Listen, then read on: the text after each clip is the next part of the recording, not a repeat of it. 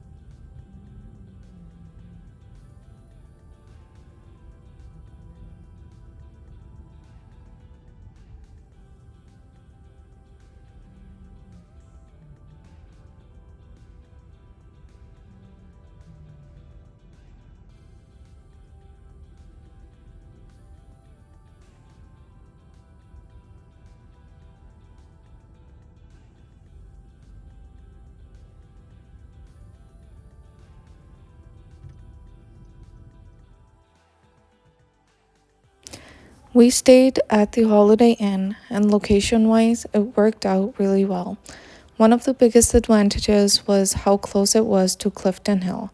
Everything was within walking distance, which meant we didn't have to keep driving around once we arrived.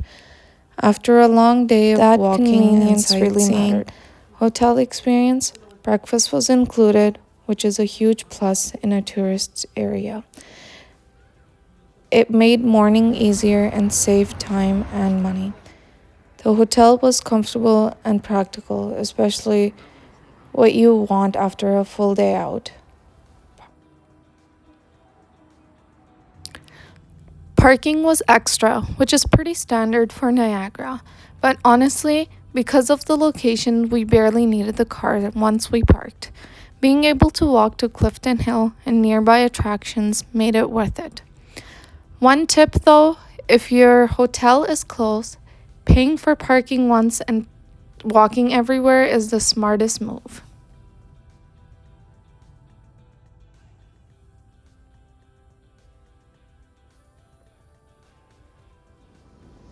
Seeing Niagara Falls during the day is powerful. You're here before you see it. The deep, constant roar of water crashing down sets the tone. From the Canadian side, you get a wide, cinematic view of the falls. The mist rises, the air feels fresh and sharp, and the sheer scale of the falls makes you pause. This is the moment where you stop filming and just take it all in. What to wear, especially in winter? Dress in layers. A warm, wind resistant jacket is essential. Gloves, hat, and waterproof shoes help a lot. Even in winter, the mist reaches further than you expected. If you have time, seeing Niagara from both sides is worth it. The American side feels closer and more intense, whereas the Canadian side feels wider and more scenic. Each side offers a different perspective. Together, they complete the experience. What to do and not to do during the day? Let's start with the do's. Visit early in the day. Walk as much as possible. Choose a hotel close to attractions if you can. It's really worth it. Dress for wind and the mist because it can get really cold. And take your time. Don't rush it. Enjoy every moment. What not to do? Expect quiet. Niagara is lively. It is very lively. Even during the night, everyone is out. Drive everywhere once you arrive. Don't do that. You want to walk and not drive everywhere. The walking experience is worth it. Don't underestimate the weather because during the winter it can be really cold. And don't rush your visit.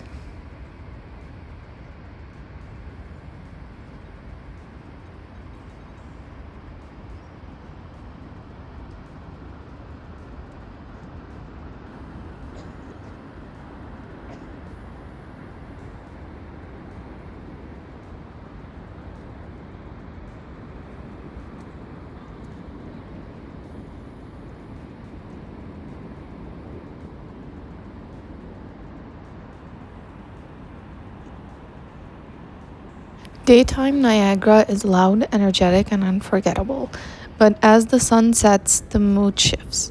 The lights come on, the crowds thin out, and Niagara transforms.